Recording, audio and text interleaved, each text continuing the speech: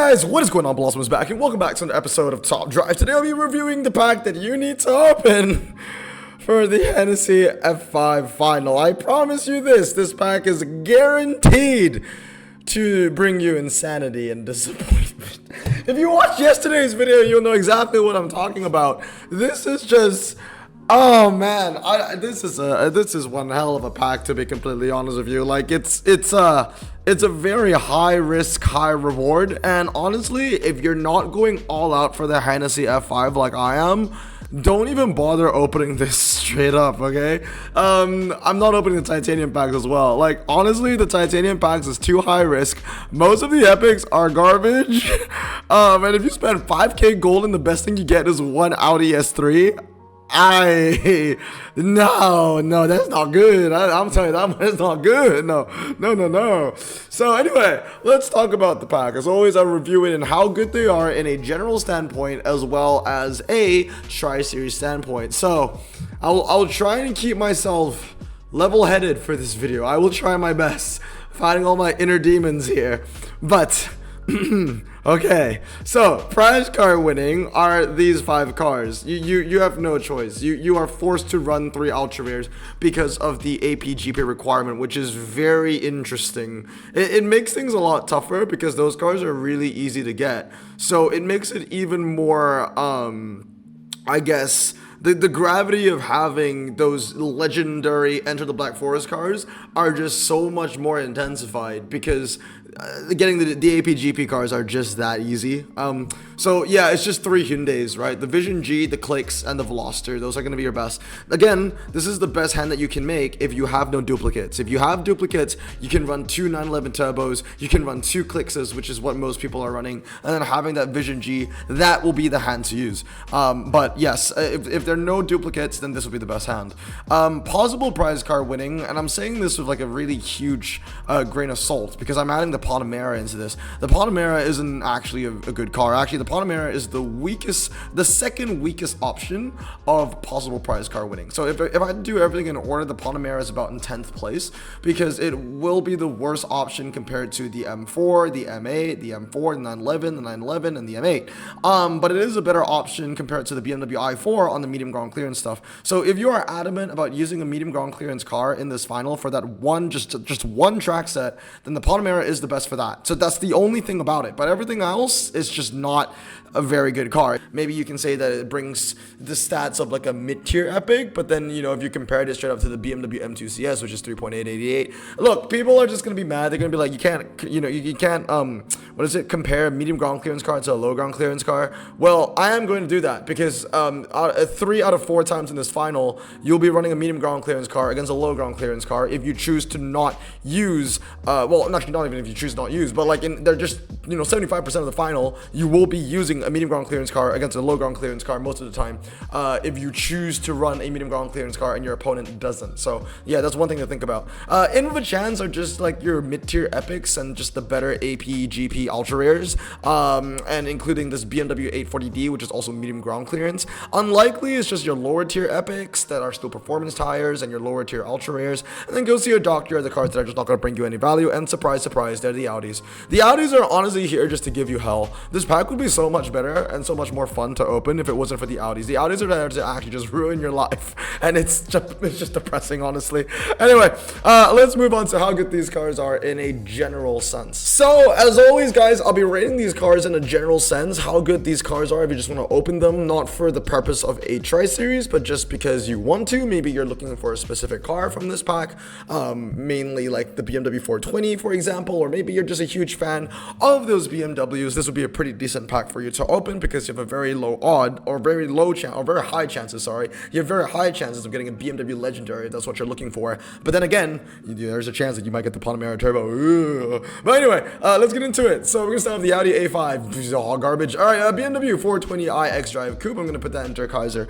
89 handling, 4-wheel drive, and standard tires. You cannot go wrong with that. I wouldn't say it's the best ultra standard tire. It kind of shares the throne with the Honda Legend, but in the super twisty situations like slalom and city streets medium and G-force, the BMW 420i is the car to use, not only for ultras, but it's capable of beating many epics as well. It is a Blossom choice. It is a very, very strong car. Moving on to the BMW 430i 430i coupe. I'm gonna give that frequent provider. It brings decent handling, medium ground clearance, and it's a coupe. There are not a lot of coupes with a medium ground clearance in top drive, so the 430i that are ultra rare as well, that are rear wheel drive as well. So yeah, I mean, that has a niche of its own. It's not that bad. I would give it some value, and it's a frequent provider. I do use it from time to time, but mostly in clubs. Next up is the BMW i4. I'm gonna give the daily driver. It's probably one of your best rear wheel drive ultra rare standard tire cars. That being said, I will have to dock some points for the fact that it's rear-wheel drive standard tires. I know that might be tire sis, if you want to put it that way, but the reality is in top drives, you're just not going to have a lot of situations where rear-wheel drive standard tires is going to be your first pick. If you could, you would run a four-wheel drive standard, or even a very high-handling four-wheel drive performance tire should be able, in many scenarios, to beat not just the i4, but rear-wheel drive standard tires in general. So I'll give it daily driver because it's the best in its niche, but its niche is not very attractive. Moving on to the BMW i4 M50.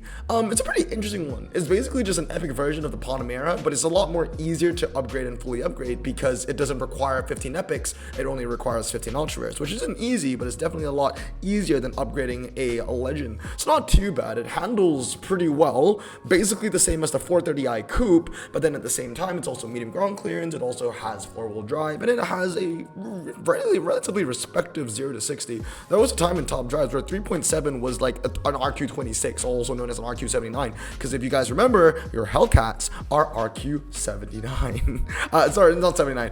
Your Hellcats have a 0 to 60 of 3.7. You can tell that you can tell that I'm definitely not at my best. My brain is still clouded because I'm looking at this pack, and all I can think of when I see these things from the pack is just Panamera.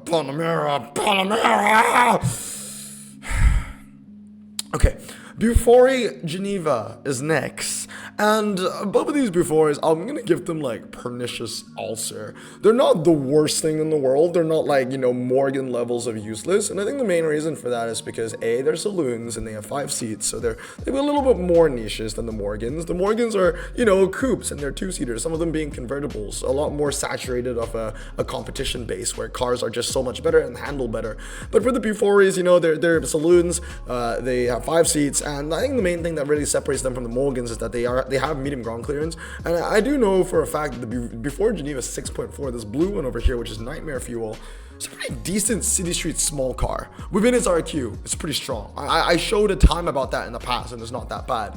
Hyundai Clicks is really strong. I'll give that daily driver, probably one of the better 4-wheel drive ultra rares, but the only reason why I'm not going to put it in Der Kaiser is because I would still prefer using the Nissan R33 instead.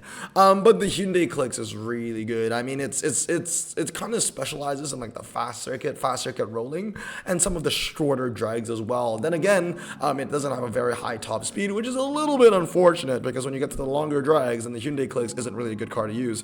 The Hyundai Genesis Coupe 3.8, I'm actually gonna give it frequent provider, mainly because like there are not a lot of low ground clearance rear wheel drive ultra rare Korean cars in top drives right now. Maybe Kia would give it a run for its money if Kia gets added into the game in the future, but for now, 91 handling, that's in a niche of its own. If there are any Korean events, that'll be a great way to save some RQ. Hyundai Veloster as well is a frequent provider. It has high ground clearance and it handles okay, but against other front wheel drive off-roaders, it isn't really that strong. I would still rather use other options which handle a little better, examples being the Opel Adam. Now, I know the main argument is that this has high ground clearance and the Opel Adam has medium, but if I were to compare this with other high ground clearance ultra rares, which do have 4-wheel drive, things like the Bronco, for example, they'll be better options. The Veloster is kind of in a niche of its own. There aren't any other front wheel drive high ground clearance ultra rare off-roaders that I can think of on the top of my head. And since it's the only one in its niche, it's not like there's going to be an event based off this one car. There might be once in a blue moon, but it isn't in a frequent provider kind of sense. Like once in a blue moon, maybe once a year or something like that, we might have an event where the Veloster is the best and only car that you can use.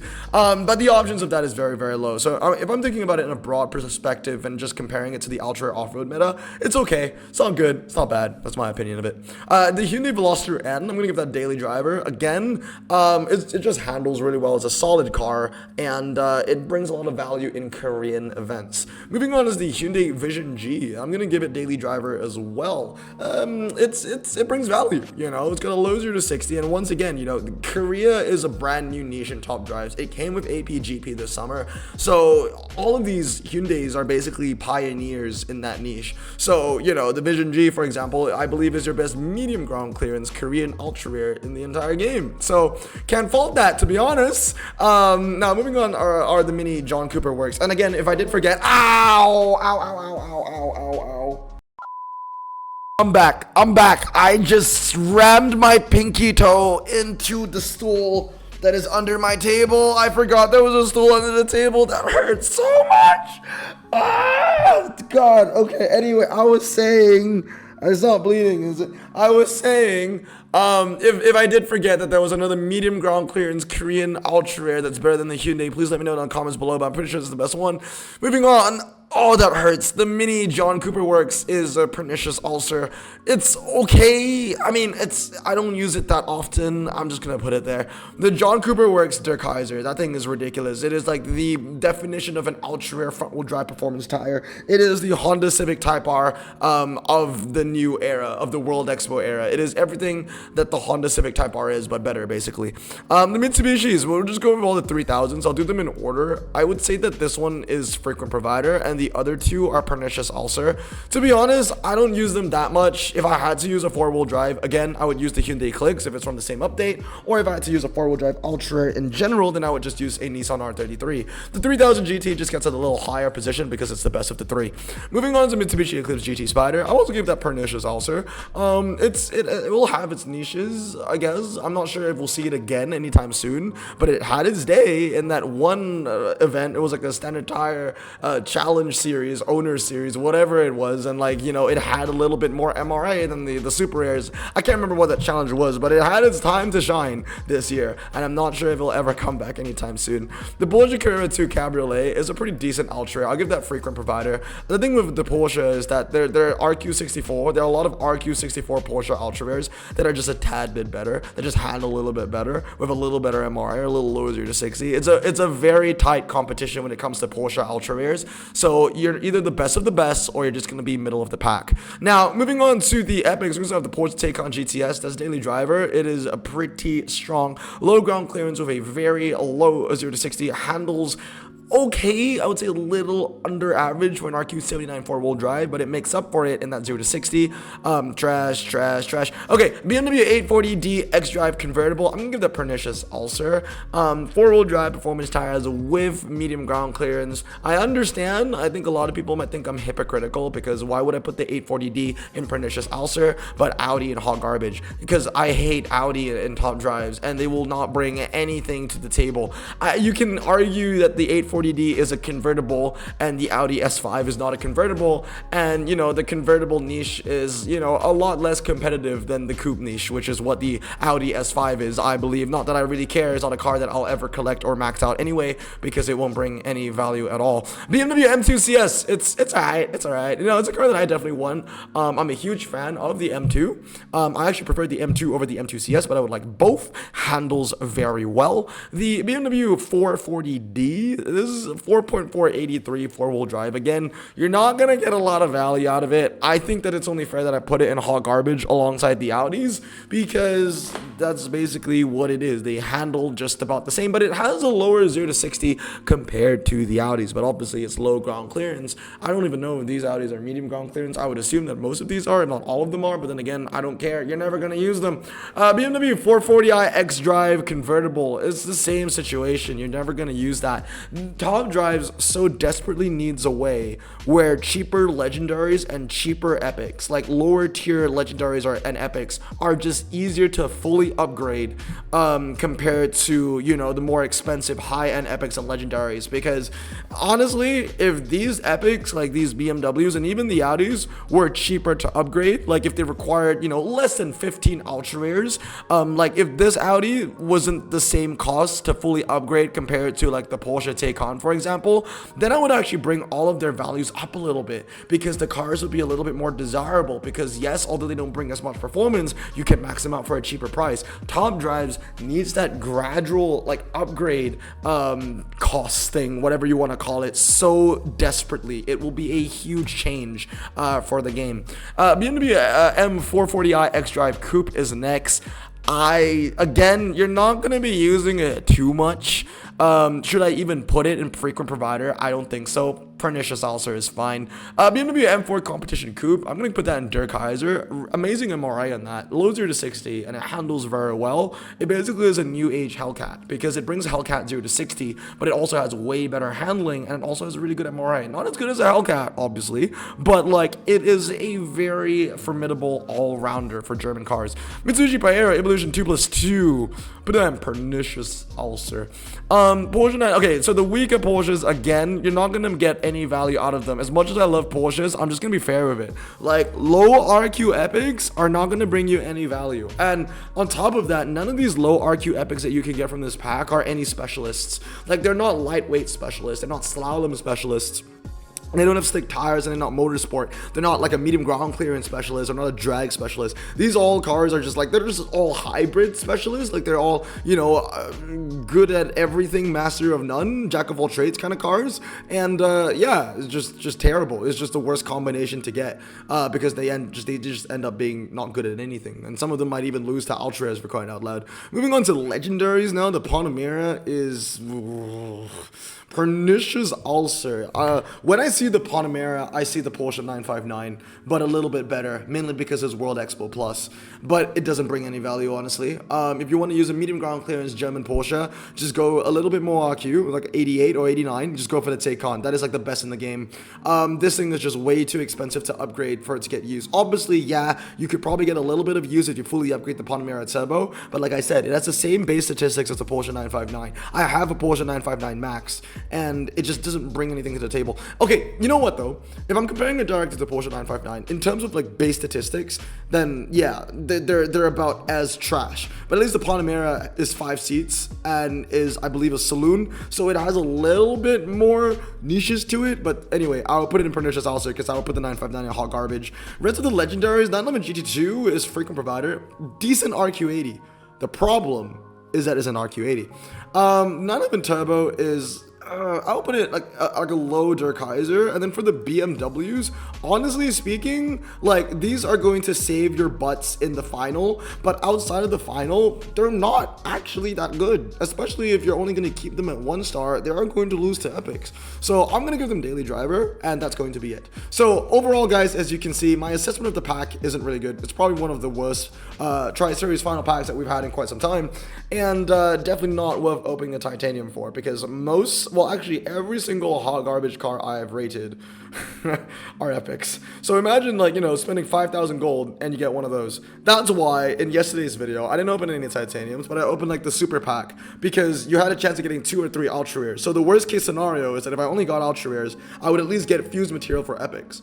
But for the titanium pack, there's a really high chance that you're spending 5k gold for genuine shit. So anyway, guys, that's going to be it for today. Let me know down in the comments below if you agree or disagree. I'm gonna go back and cry in the corner, because Panamera.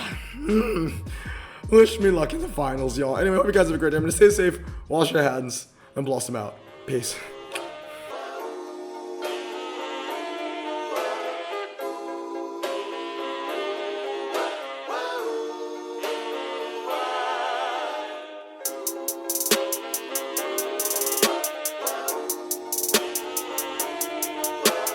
Bro, this song just makes me so happy. Me too.